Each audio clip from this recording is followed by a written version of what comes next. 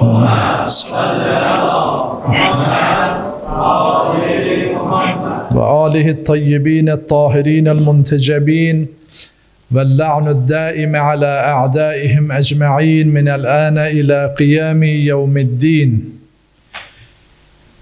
أما بعد اللهم صل على فاطمة وأبيها وبعلها وبنيها والسر المستودع فيها عدد ما أحاط به علمك Allah-u Teala'nın salavat ve selamı olsun Hazreti Hanım Fatıma-i Zehra salamullah aleyhanın özüne, atasına ve hayat yoldaşı Hazreti Emir al-Muminin aleyhisselama ve onun pak evladlarına ve o sirri ki Allah Teala o sirri onda karar verip Allah'ın salavatı ve selamı onların hamısına olsun inşallah. Əziz müminlər, əziz cəmaatımız, neçə gündür artıq məscidlərimizdə, ibadət yerlərimizdə elhamdülillah Peyğəmbər və Əhl-i Beytinin hüzün gününə cəmaat olaraq, müsəlmanlar olaraq, xalq olaraq o hüzündə, o əza günlərində iştirak edir cəmaatımız. Allah Teala o məclisləri qəbul eləsin. Bizi Hazreti Peyğəmbərimiz və onun pak Əhl-i Beytindən, onların zikrindən, onların zikri ilə qəlblərimizin paklanmasından bizləri məhrum eləməsin inşallah. Xanım Fatıma-i Zəhra salamullah aleyha haqqında bizim vəsf edəcəyimiz, danışacağımız yalnız və yalnız Peyğəmbər və pak Əhl-i Beytinin və Allah Teala'nın buyurduqları sayəsində mümkündür. Çünki özümüzün onu idrak eləmə, haqqı ilə dərk eləmə mərifətimiz nöqsanlı olar, naqis olar. Ona görə Qur'an-ı Kərimdə olan bir neçə misallara inşallah nəzər eləyəcəyik. Allah-u Teala ümumiyyətlə Qur'an-ı Kərimdə hansı xanımlara misal çəkib, hansı xanımları daha doğrusu insanlar üçün, iman gətirənlər üçün misal çəkib və Hz. Xanım Fatıma-i Zəhra salamullah aleyha da bir o xanımlar kimi və onlardan da daha üstün olaraq nümunə olan bir xanım kimi biz onu necə tanıyacağıq? Əvvəla Mövlamız və Seyyidimiz zəmanəmizin imamının gözəl bir kəlamı var. Buyurur ki, fi ibnəti Rasulillah li usvetun həsənə. Həzrəti İmam buyurur ki, Həzrəti Peyğəmbərin Allahın Rəsulunun qızında, yəni anamız Fatimədə mənim üçün çox gözəl örnəklər var, nümunələr var. Örnək götürəcəyim çox gözəl dəyərlər var. Yəni, əgər bir imam üçün, zəmanənin xilaskarı olan bir imam üçün Həzrəti Xanım Fatıma-i Zəhrada gözəl ülgülər, örnəklər varsa, gör bizim üçün nələr var. Yəni, bir imamın bu sözündən biz o nəticəyə gələ bilərik ki, bizlər üçün fərqi yoxdur, kişilər və yaxud xanımlar üçün. O xanımda, o dünya və axirət, əvvəldən və sona qədər Seyyidət-i Nisa'ül Aləmin, yəni aləmlərin xanımlarının seyyidəsində hansı nümunələr var, hansı örnəklər var, hansı gözəl xeyirlər var ki, biz onu özümüzə götürə bilərik, qazana bilərik, mənəviyyatımız üçün qazana bilərik. Qur'an-ı Kərimdə Allah-u Teala iki zümrə xanımlardan zikr edib. Onlardan biri xeyrə, bir zümrəsi, yəni bir qismi xeyrə nümunədirlər ki, o nümunələr onların həyası, paklığı, iffəti, dürüstlüyü, əqidəsindəki sədaqəti və fədakarlıqları bütün insanlıq üçün, bütün bəşəriyyət üçün nümunədirlər. Yəni fərqi yoxdur. Kişi olsun, qadın olsun, o xanımlardan Allah Taala'nın nümunə olaraq zikr elədiyi xanımlardan gözəl xüsusiyyətləri əks eləyə bilər. Allah Taala onun üçün məsəl vurur, o xanımların adını zikr eləyir, hekayətlərin nəql eləyir və yaxud Qur'an-ı Kərimdə buyurur ki, ya Peyğəmbər yada sal, vəzkur İbrahim, vəzkur Harun və Musa, ya Peyğəmbər İbrahimi yada sal, Harunu və Musanı yada sal, xatırla. Vəzkur Məryəmə, Məryəmi xatırla. Bu müqəddəsləri xatırlatmaqla Allah Teala biz insanların o müqəddəs, o ilahi xüsusiyyətlərə, keyfiyyətlərə sahib olan peyğəmbərlər və yaxud ilahi höccətləri, ilahi şəxsiyyətlərdən bizlərin örnək almamız üçün yada sal deyə buyurur, xatırla. Deməli, Allah-u Teala ilahi höccətlərin, ilahi şəxsiyyətlərin yada salmasını Peyğəmbərə əmr eləyir. Vəzkur, xatırla. Çünki insan övladı yaxşıları xatırlamasa, yaxşılardan ola bilməz. Yaxşı insanları, gözəl xüsusiyyətlərə, kamil xüsusiyyətlərə sahib olanları yada salmasa, onlarda o nümunələri yadına salmasa, o nümunələri özündə axtarmayacaq. Özündə axtarıb tapa bilməyəcək. Ona görə, bax bu məclislərin də Xanım Fatimə Zəhra salamullahi aleyhanın adına olan, onun vəsfini, onda olan xeyirli və gözəl xüsusiyyətləri, kamal xüsusiyyətləri yada salmaqla bir daha özümüz üçün o xüsusiyyətləri qazanmaq əzmini əldə eləmiş oluruq bu məclislər vasitəsilə. Bu xatırlama vasitəsilə. Məclislər özü bir zikirdir. Vəzkur, Allah Taala'nın buyurduğu vəzkurun timsalındadır. Xatırlamağın timsalındadır. Və o xanımlardan birinci zümrəsi zikr olunduğu kimi xeyrə və gözəl xüsusiyyətlərə sahib olan xanımlardır ki, bütün zamanların insanlarına o xanımlar nümunə olacaqlar, nümunə olublar və olacaqlar. İkincilər isə əksinə olan, küfr əhli olan, Allah Taala'nın sevmədiyi, münkər əhli olan, yəni fitrətən insanların sevmədiyi xüsusiyyətləri daşıyanlardır ki, onlar da zikr olunur. Bizim hələ ikinci zümrə ilə işimiz yoxdur ki, birinci zümrəyə Allah-u Teala, məsələn, birinci misalı Həvva anamızı zikr edir Qur'an-ı Kərimdə Allah Teala ki, bütün bəşəriyyətin anasıdır və o bütün bəşəriyyətin anası, Peyğəmbərin xanımı, Həzrəti Adəm babamızın xanımı, onun xidmətində dayanan bir anamız və insanlığın hər kəsin anası, salih insanların, peyğəmbərlərin, bütün insanların anasıdır. Amma ondan biz elə bir gözəl xüsusiyyət götürərik ki, bir xəta baş verdikdə və yaxud tərk-i avlə, ən üstününü tərk eləmə baş verdikdə, Həzrəti Həvva anamız yoldaşı ilə bərabər Allah Taala'ya müraciət edir, üzün tutub belə deyirlər: "Qalə Rabbənə zaləmnə ənfusənə." Hər ikisi Həzrəti Adəm və Həzrəti Həvva anamız deyirlər ki, ya Rabbi, yəni bir xətası və yaxud bir tərk övlasına görə buyururlar ki, ya Rabbi, biz özümüzə zülm elədik. Biz bu xətanı, bu tərk övlanı eləməklə özümüzə zülm elədik. Yəni bizlər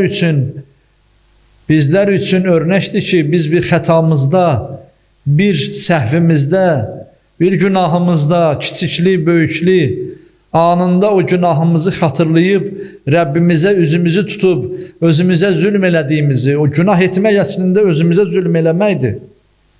O zülmü xatırlamaq, Allah Taala'nın qarşısında etiraf eləyə bilirikmi?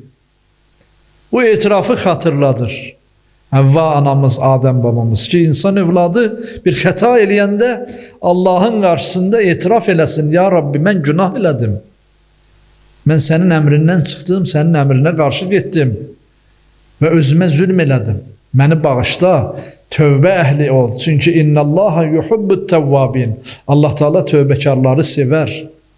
Və Həzrəti Həvva anamız və digərlərin timsalında ki, bizlər ki, tövbə eləsək, Allah Teala bizim təmizlənməmizi, pak olmamıza zəmanət verir.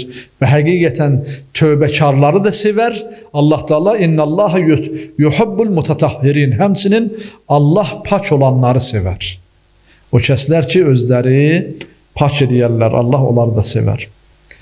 Digər bir xanım nümunə öz kərəmi və cəmalı ilə misal olan, nümunə olan Həzrəti İbrahim əleyhissalamın xanımı Sara anamızdır. Ki, iki peyğəmbər anasıdır. Həzrəti İshak və Həzrəti Yaqub əleyhissalamın ki, Həzrəti İbrahim əleyhissalamın xidmətində dayandı.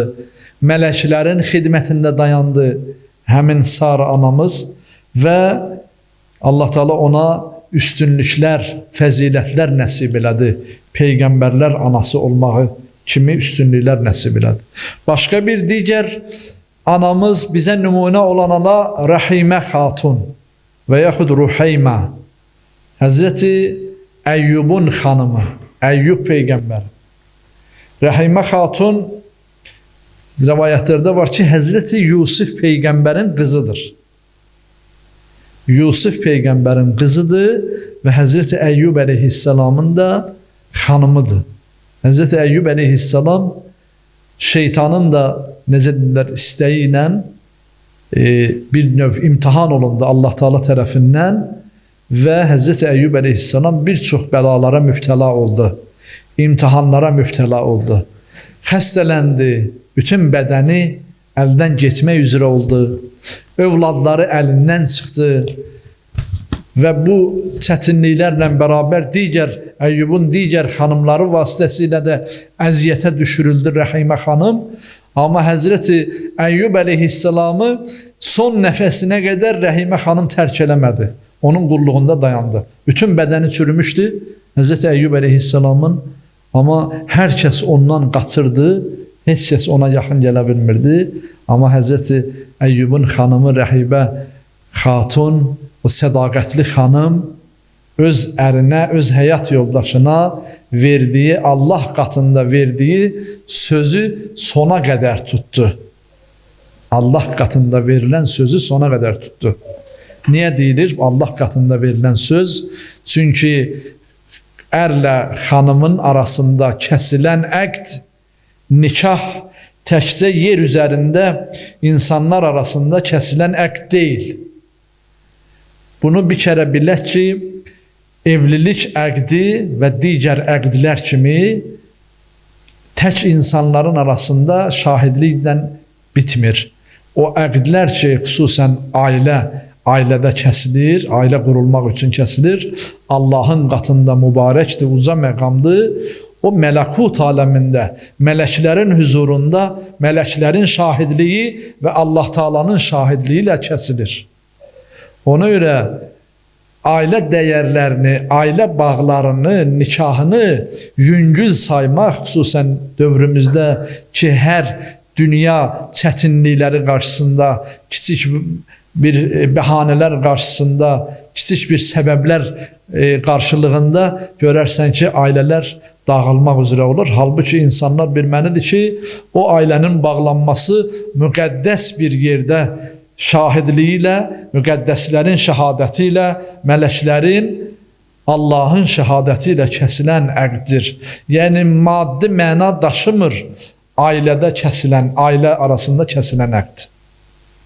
Bunun bir mənəvi yükü var, mənəvi ağırlığı var və onu elə hər hansı maddi səbəblər nəticəsində pozmaq, asanlıqla pozmaq bizə təkcə dünyada məsuliyyətimizi artırmır, həm də qiyamət günündə məsuliyyət daşıyırıq. Həzrəti Əyyub əleyhissalama etdiyi bu səbrə görə Allah Teala Rəhimə xatunu yenidən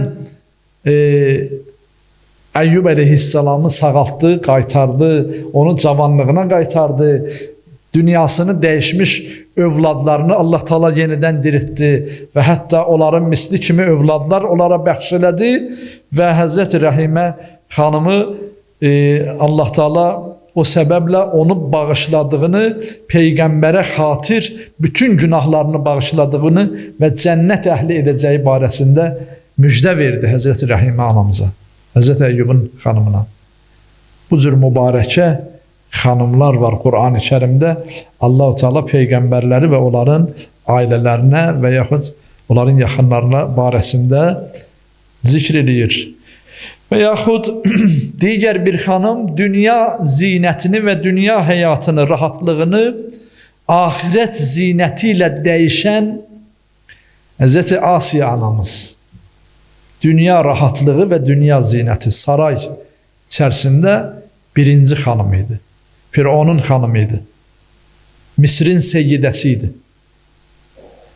Və Həzrəti Musa əleyhissalama iman gətirdi.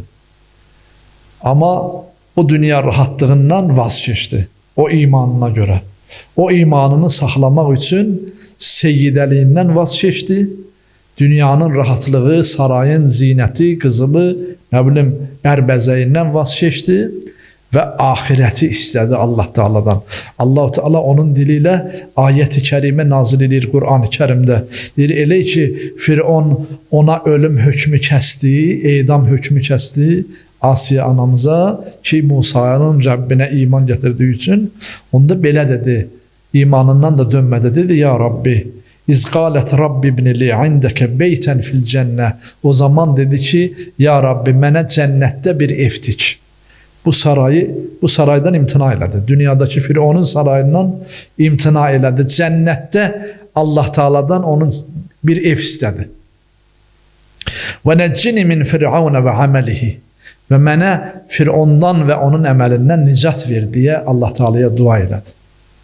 Belə bir xanımı Allah Teala bizlər üçün nümunə çəkir, nümunə zikr edir Qur'an-ı Kərimdə. Və yaxud Allah-u Teala digər bir kamal xüsusiyyəti olan Bilqeys xanımı zikr edir ki, Bilqeys ağlıyla, qərarlarıyla, ağıllı qərarlarıyla qövmünü həlakətdən qurtardı və qövmü ilə məsləhətləşdi və qövmünü xilas eləmək üçün Süleyman Peyğəmbərin yanına gedərək onun dinini öyrənmək istədi. Dinini öyrənəndən də sonra iman gətirdi. Özünü və qövmünü xilas elədi o ağıllı qərarı ilə. Allah Teala Bilqeys xanımı ağlına görə zikr edir Qur'an-ı Kərimdə. Ki, necə uca bir ağıl sahibi oldu və Allahın Peyğəmbərinə qarşı çıxmadı. Müharibə eləməyə qarşı. Dedi, hələ gedim görüm Süleyman Peyğəmbər nəyi təbliğ edir, hansı dini gətirir. Gəlib görəndə ki, Allahı təbliğ edir, ağla uyğun bir tövhid inancını təbliğ edir. Bilqeys qəbul elədi və belə dedi, Qur'an-ı Kərim onun dili ilə zikr edir və qalət, Rabbi inni zaləmtu nəfsi və əsləmtu mə'a Süleymanə lillahi Rabbil aləmin. Dedi ki, ya Rabbi, məni bağışla, mən indiyə qədər özümə zülm eləmişəm, yəni günah eləmişəm, amma artıq Süleymana və aləmlərin Rəbbi olan Allah üçün iman gətirdim. Süleymanla bərabər aləmlərin Rəbbi olan Allah üçün Allaha iman gətirdim deyə zəmanəsinin imamına tabi oldu və bu da ağılla əqidəsinin kamilliyindən xəbər verir Bilqeys xanıma. Digər bir xanımdan misal çəkə bilərik Qur'an-ı Kərimdə. Musa əleyhissalamın anası ki, Bərhanə. Allah-u Teala o anaya bir səbir əta elədi. Bir səbir bağışladı. O ana öz övladını bir beşiyə qoydu və suya buraxdı. Allah Teala'nın qəlbinə etdiyi ilhamla o uşağı suya buraxdı. Və Allah Teala vədə verdi ki, o uşağı sənə qaytaracaq. Həqiqətən də belə oldu. Bəzən insan övladı ona hansısa bir təskinlik gələndə belə, təsəlli gələndə belə yenə də neynir? Tələskənlik eləyir. Allah Teala bu misallarla səbrin, dözümün və ona ilham edilən o səbrin, dözümün nümunəsini göstərir. Hz. Musa əleyhissalamın anasının timsalında və sonra Hz. Musa'ya da müraciətən belə buyurur Allah Teala: "Fərəcə'nəkə ilə ummukə key təqarra aynəhə və la təhzənə." Buyurur ki ya Musa səni biz yenidən öz anana geri qaytardıq ki gözləri sevinsin. Yəni sevinsin və hüzünlənməsin. Biz ona vədə vermişdik. Ona geri qaytaracağıq. Ona görə Allaha görə səbr edənə Allah Teala onun mükafatını verib öz evladını yenidən geri qaytarır. Musa'nın bacısı gəlir Fironun sarayına xəbər verir ki elə ki Musa aleyhissalam heç kəsdən süd qəbul eləmir. Musa'nın bacısı gəlib xəbər verir ki mənim anamı bəlkə anamdan qəbul elədi. Elə öz anasıdır ya, Musa'nın anasıdır. Və dəvət edilir, gəlir və elə orada onun anasını tanıyır, südünü qəbul edir və beləliklə Allah Teala ananı və övladın bir-birinə qovuşdurur. Digər bir misal kimi, yəni Quran-ı Kərimdə elhamdülillah Allah Teala bizə o qədər gözəl misallar zikr edib, həyanın mücəssəmələrindən biri olan Həzrəti Musa aleyhissalamın xanımı Safura haqqında. Musa aleyhissalam ki Misri tərk elədi, Mədyənə qaçdı, o bir qıptini vurub öldürmüşdü cavan vaxtı, qaçdı ki canını qurtarsın Fironun və qoşunlarından. Gəldi, çıxdı Mədyənə, Şüayb əleyhissalamın qövmünə rast gəldi və orada Safura elə bir həya nümayiş elətdirdi ki, elə bir həya göstərdi ki, Quran-ı Kərim onları məth edir. Bu nümunələri bu xanımların gözəl xüsusiyyətlərinə görə zikr edir Quran-ı Kərimdə. Həzrəti Musa'nın anasını səbrinə görə zikr edir. Həzrəti Rəhiməni, Həzrəti Əyyuba yoldaşı, Həzrəti Əyyuba səbr edib dözdüyünə, fədakarlıq etdiyinə görə zikr edir. Həzrəti Safuranı da nəyə görə? Həyasına görə zikr edir. Ki necə həyalı idi? Deyir, onlar iki bacı idilər, dayanmışdılar quyunun kənarında. Oradakı insanlar quyudan su çəkirdilər, kişilər, çobanlar falanlar. Amma bunlar həm zəif olduqları üçün, həm qadın olduqları üçün insanların arasına girməmişdilər. Bir kənarda gözləyirdilər ki, nə vaxt olsa, gec də olsa, biz ən axırda heç kəs olmayanda, suyun başında hamı gedəndən sonra biz su çəkərik. Bunu Həzrəti Musa aleyhissalam gördü və onların əvəzindən onlar üçün su çəkdi. Gördü ki, bu qızlar çox həyalıdırlar, kişilərin arasına daxil olmurlar, naməhrəmlərin içinə daxil olmurlar.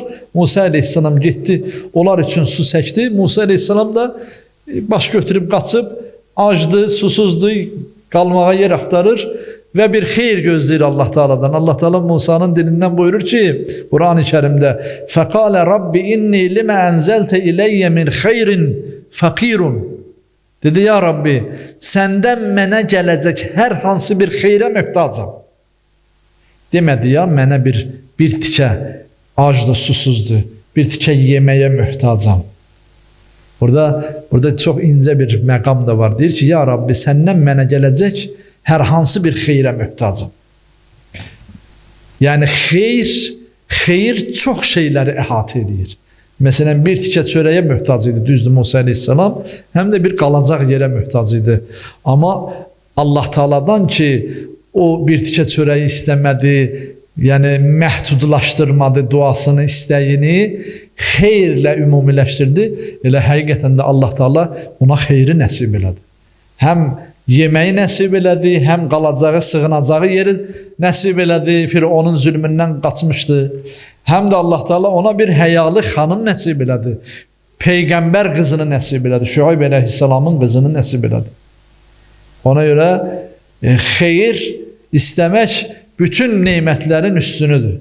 Bütün yaxşılıqların üstünü xeyirdir. Allah-u Teala Həzrəti xanım Fatimə Zəhra salamullah aleyhanı çoxlu xeyr olaraq adlandırır Quran-ı Kərimdə də.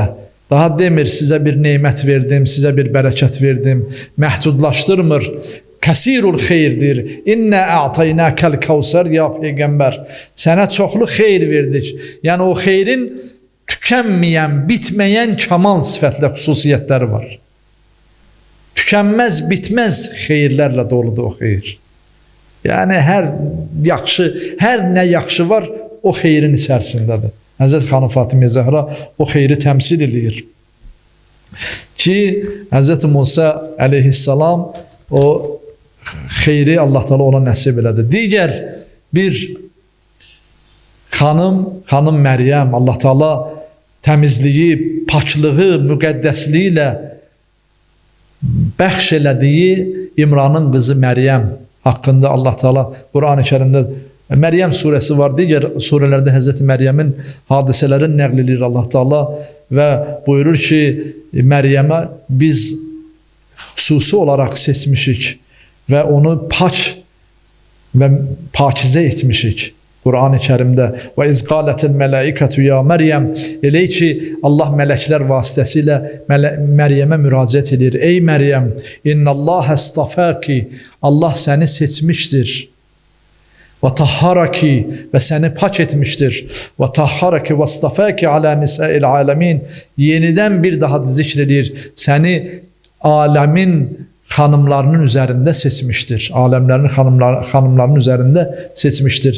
Yəni, Həzrət Məryəmin seçilməsi barəsində onun paçlığı, iffəti və sədaqəti haqqında nəticəsi olaraq Məryəmi seçdiyini Allah Teala bəyan edir. Digər bir ayət-i kərimədə Allah Teala buyurur ki, və Məryəm ibnətü İmran əlləti əhsənət fərcəhə fənəfəxnə fiyhə min ruhinə və saddaqat bi kəlimətin Rabbihə və kutibihə və kanət minəl qanitin. Xanım Məryəmi hansı xüsusiyyətlərinə görə seçdiyini Allah Teala bəyan edir. Buyurur ki, biz Məryəmi əvvəla paçlığına görə, iffətinə görə seçmişik. Əlləti əhsənət fərcəhə, o öz iffətini qorumuşdur. Sonra buyurur ki, saddaqat kəliməti Rabbihə və kutubihi. O Rəbbinin sözlərini təsdiq eləmişdir və Rəbbindən nazil olan kitabları təsdiq eləmişdir. Yəni, Məryəm anamız əvvəlki peyğəmbərlərə də nazil olan bütün kitabları qəbul eləyib, iman gətirmişdir, təsdiq eləmişdir və Allahın kəlmələrini təsdiq eləmişdir. İkinci bu, birinci paçlığına görə, ikinci Rəbbinə iman gətirib və onun sözlərini təsdiq edib və kənət minəl qanitin və üçüncü də itaətkar olduğu üçün biz Məryəmi başqa xanımların arasından seçmişik. Və görürsünüz necə kamal xüsusiyyətlərinə görə Allah Teala Məryəm anamızın xüsusiyyətlərini zikr edir. Və sonda razılığı və cihad xüsusiyyəti ilə Həzrəti xanım Xədicə-i Kübraya Allah Teala o ən gözəl xüsusiyyətləri bəxş edib. Həzrəti Fatimə Zəhra salamullahi aleyhanın anası ki Allah Teala buyuranda ki ələm yecidkə yetimən fəəvə, ya Peyğəmbər, biz səni yetim olarkən sizə pənah, sənə pənah sığınacaq vermədikmi? Və vəcədəkə dallən fəhədə, və sən heyran qaldığın, yəni dini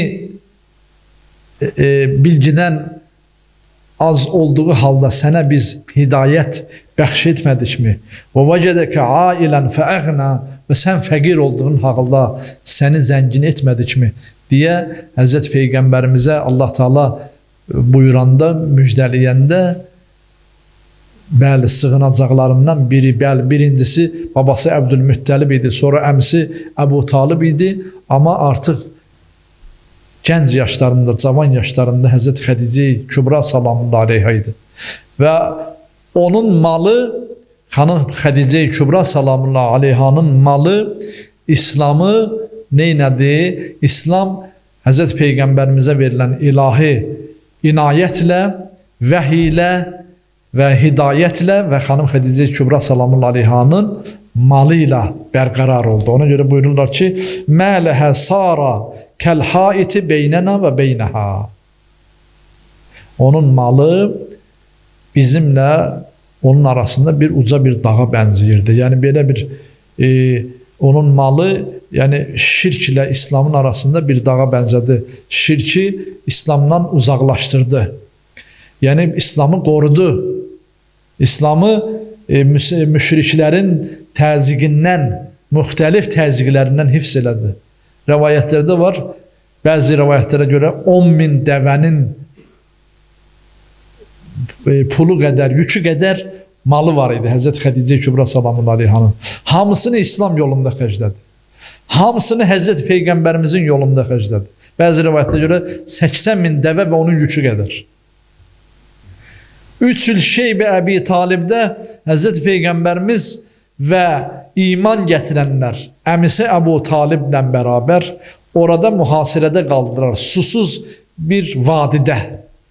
3 il mühasirədə qaldılar, yeməksiz, içməksiz və evsiz, sığınacaqsız. Xanım Xədicə Kübra salamun aleyha bütün malını, dövlətini gətirdi, orada xərclədi o iman gətirən cəmaata ki, orada onlar dünyasını dəyişməsinlər, ölməsinlər.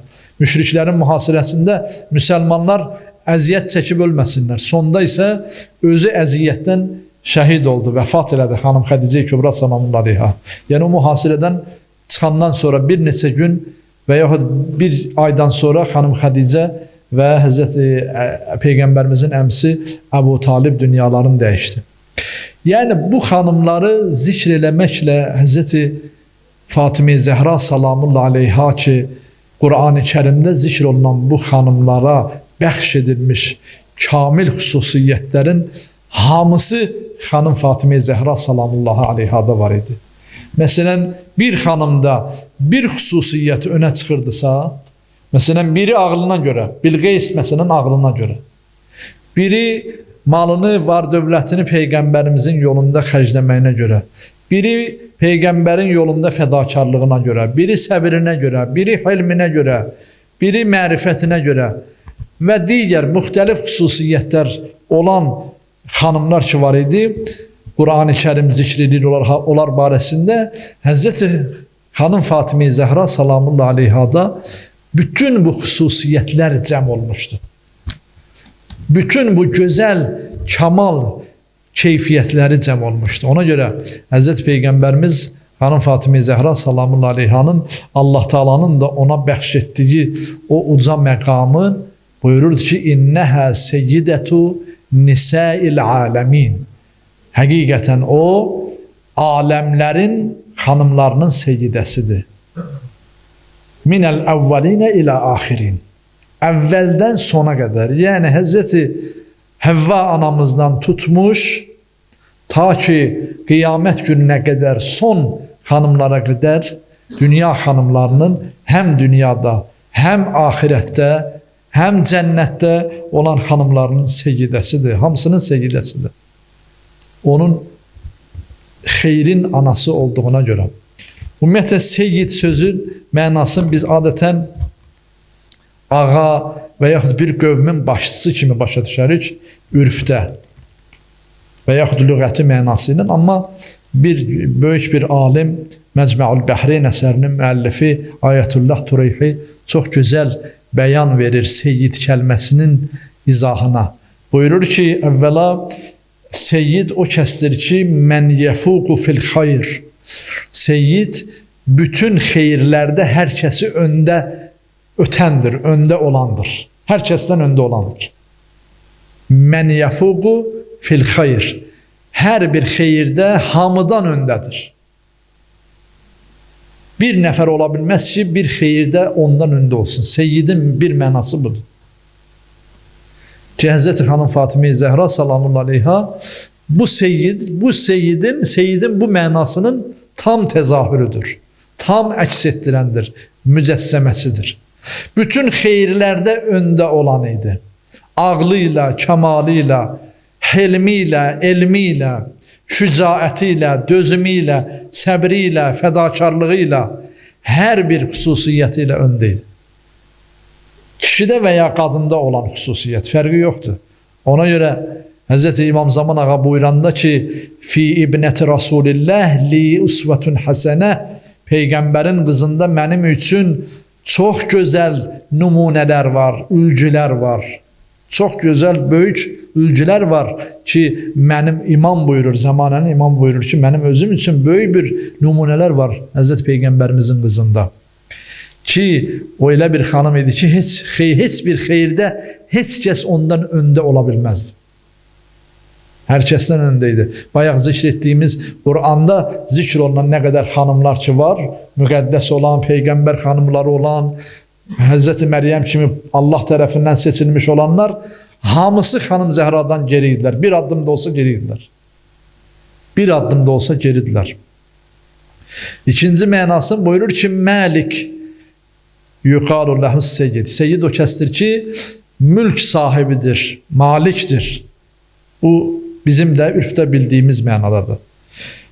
Üçüncü mənası odur ki, Rabbu, Er-Rabbu, yəni Rabbul Aləm, Rabbul Amel, Seyyidul Amel. Bir əməldə əməlin seyyidi, bir əməlin mürəbbisi və yaxud məsələn Rabbul Beyt, evin mürəbbisi. Mürəbbi yəni tərbiyə edəni, bir əməli tərbiyə edib onu insanlığa təqdim eləyən, insanlığa o əməlin nümunə olaraq təqdim eləyən bir kəs kimi. Və dördüncü mənasını buyurur ki bu alim, Əl-Mutahammilli əzəi qavmi.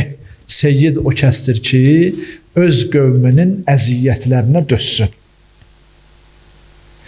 Öz qövmünün əziyyətlərinə dözsün. Deməli, bu dörd xüsusiyyət ki var idi, bütün xeyirlərdə öndə olan və hər bir xüsusiyyətləri, gözəl şeyləri tərbiyə edib, istər ailədə, istər hər hansı bir əməldə insanlara təqdim edən, məsələn, ibadətdə elə ibadət edərdi ki, Həzrət xanım Fatimə Zəhra salamun aleyha o qədər ixlaslı ibadət edərdi ki, Allah Teala xanımı mələklərə nümunə göstərərdi. Mələklər ki, daima Allahın zikrindədirlər, ibadətindədirlər. Mələklər bizim hamımızdan kamil şəkildə ibadət edirlər. Düzdür, Allahın huzurundadılar, vəzifələri də budur. Ona da əmr olunurlar. Yusabbihu ləhu və nüqaddisu ləh. Allahı təsbih eləsinlər və onu təqdis eləsinlər, müqəddəs bilsinlər. Mələklərin əsl vəzifəsi odur. Amma xanım Fatimə Zəhra salamun aleyha o əməli, o ibadət əməlini, ibadəti elə yerinə yetirirdi ki, Allah-u Teala mələkləri onu nümunə göstərirdi. Xanımız nümunə göstərirdi ki, görün necə ibadəti belə eləyərlər. Xanım Fatimə mələklərindən də üstün şəkildə ibadət edərdi. Onun ibadət mihrabından nur qalxardı, mələkut aləmini işıqlandırardı, nurlandırardı. Mələklər onun işığına işıqlanardılar, ləzzət alardılar o nurdan. Ona görə Allah-u Teala xanım Fatiməyə Zəhra ləqəbini bəxş elədi. Yəni mihrabından nur qalxan xanım. Əməli təqdim eləmək belədir və yaxud başqa bir əməli. Nəzəti, hansı əməlin deməyək, hansı davranışı, hansı hərəkəti nümunə deyildi. Bütün hərəkəti və davranışı istər ailə həyatında fədakarlıq olsun. Həzrət Əli Aleyhisselam gedir ki, evə bir tikə çörək alsın, bir tikə yemək alsın, gətirsin, ya işləsin, gətirsin, ya nəyisə satsın, bir köhnə əbasını mı, köynəyini mi satsın, evinə pul gətirsin. Yolda görür ki, bir fəqir çıxır qabağına, 6 dirhəmdir cəmi. Deyir ki, ya Əmir-ül-Müminin, evdə heç nə yoxdur, acıq, uşaqlar, balalar acdır. Mənə biraz kömək elə. Həzrət Əmir-ül-Müminin öz evindəki uşaqlar acdır, istəyir ki, bir şeylər alsın. O müminin, o fəqirin ehtiyacını o həmin əlindəki olan pulu ona təqdim edir. 6 dirhəmi və evə əli boş gəlir. Evə əli boş gələndə evdəkilər gözləyir ki, bir şeylə gələcək. Xanım necə qarşılayar? İndi biz öz təsəvvürümüzdə deyək. Amma gör xanım Fatimə Zəhra salamun aleyha deyir ki, ya Əli, uşaqlara bir şey aldın mı? Deyir ki, ey Peyğəmbərin qızı, filan şey bu qədər qazancım oldu, amma qarşıma bir fəqir çıxdı. Ona bəxş elədim. Deyir ki, həqiqətən də Allahın Rəsulu düz buyurur. Sən bütün əməllərində xeyir sahibisən. Həzrət Əmir-ül-Mümininə necə deyərlər, təşviq edir ki, nə gözəl iş görmüsən ya Əli. Demir, öz uşaqlarımız acından ölür, acdılar, susuzdular. Deyir, sən xeyirlərin atasısan. Necə özü, xanımın özü xeyirlərin anasıdır. Bax, o xeyirlərin anası bu cür nümunədir. Əməli, Rabbul əməl, seyyidul əməl budur. Əməllərin seyyidi. Ən gözəl, əməllərin ən gözəl şəkildə təqdim eləyən idi. Həzrət xanım Fatimə Zəhra salamullah aleyha.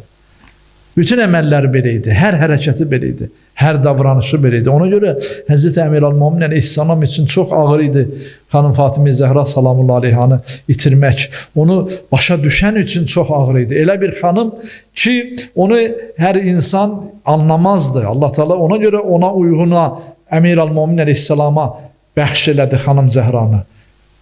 Axırıncısı da öz qövmünün əziyyətinə dözəndir Seyyid. Seyyid o kəsdir ki, öz qövmünün əziyyətinə dözsün. Yəni, onu daşıya bilsin. Elə bilirsiniz, bugün də dözür xanım Fatimə Zəhra salamullah aleyha. Peyğəmbər, cəddi Peyğəmbərin ümmətinin ona verdiyi əziyyətinə bugün də dözür.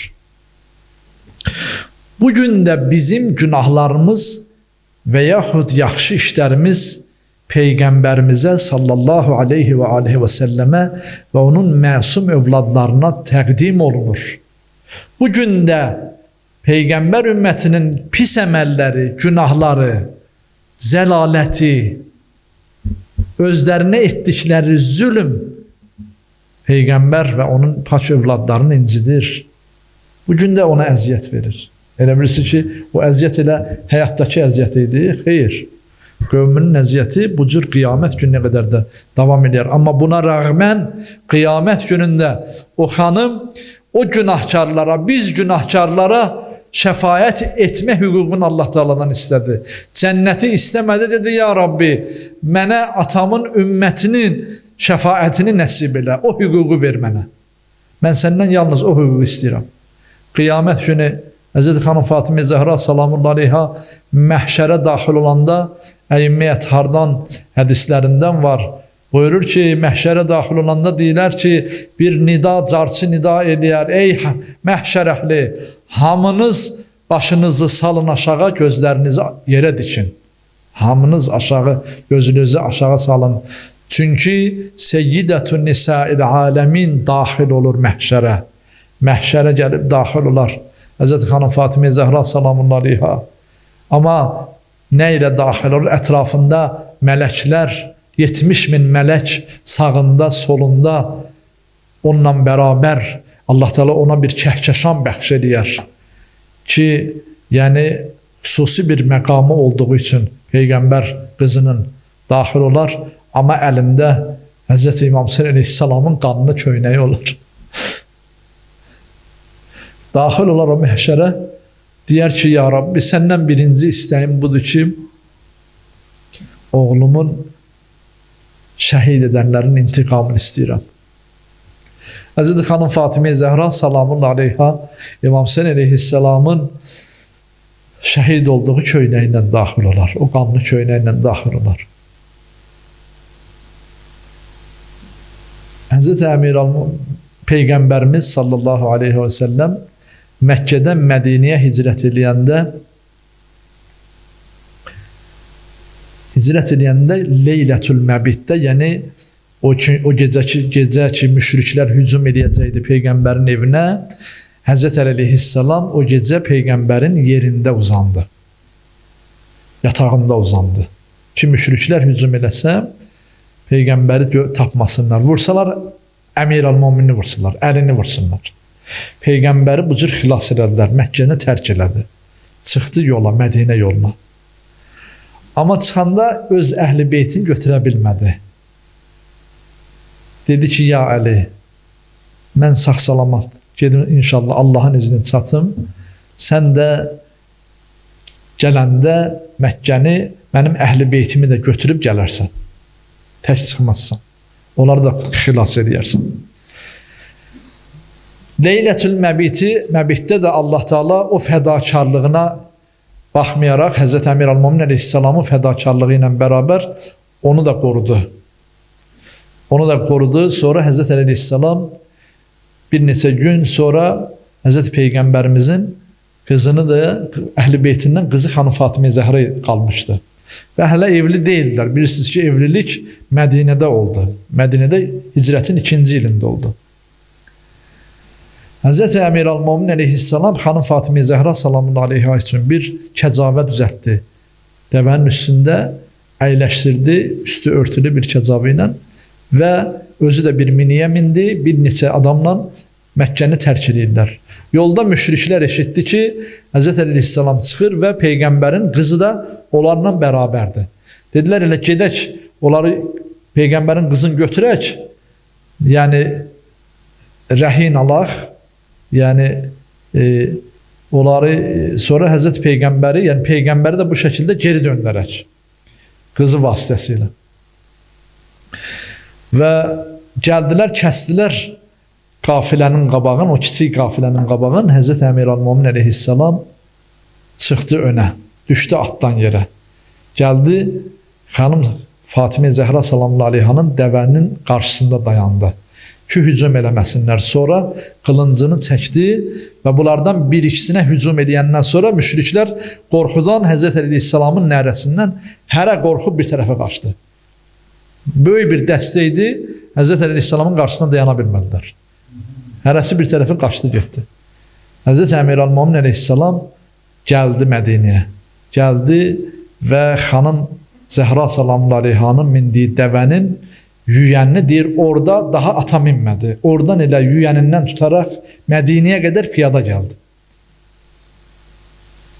Və Mədinədə Hz. Peyğəmbərimiz qarşılayanda Hz. Əleyhissalamı, o qafiləni, dəvənin yüyənini, xanım Zəhranın mindiyi dəvənin yüyənini təqdim elədi Peyğəmbərimizə. Dedi, ya Rasulallah, buyur, bu sizin qızınız Fatimə Zəhra, sağ-salamat, şükür Allaha, sizə təslim edirəm. Deyir, Məkkədən gələndə sağ-salamat Hz. Peyğəmbərimizə qızını təqdim edən Hz. Əleyhissalam xanım Fatimə Zəhra salamun aleyhanı dəfn elədiyi gecə isə başqa cür dedi. Dəfn eləyəndə dedi, ya Rasulallah, mən sənin qızını 2 dəfə sənə təslim edirəm. Birinci dəfə sağ-salamat təqdim elədim, gətirdim, çatdırdım. Əmanəti salamat gətirdim, çatdırdım. Amma ya Rasulallah, bu dəfə sənin qızını salamat sənə təslim edə bilmirəm, sənə təqdim edə bilmirəm. Üzünü tutdu Hz. Peyğəmbərimizin qəbrinə tərəf. Dedi, ya Rasulallah, qızının salamat təqdim edə bilmədim. Hətta bədənində belə salamat yer az oldu. O bədənindəki yaralarla qızını sənə təqdim eləmək məcburiyyətindəyəm, ya Rasulallah. Amma deyir, taqəti o qədər yox idi ki, Hz. Əmir Əl-Mömin əleyhissalam başına gələn müsibətləri Hz. Peyğəmbərimizə danışa bilmədi. Dedi, ya Rasulallah, qızın özü danışacaq sənə. Qızınla görüşəndə başına gələn müsibətləri özü sənə nəql eləyər, danışar deyə Hz. Əmir Əl-Möminin o dəfindən, o gecədən taqətsiz halda Hz. Peyğəmbərimizin də huzurundan o şəkildə ayrıldı. Ələ lə'nətullahi alə qavmi zalimin.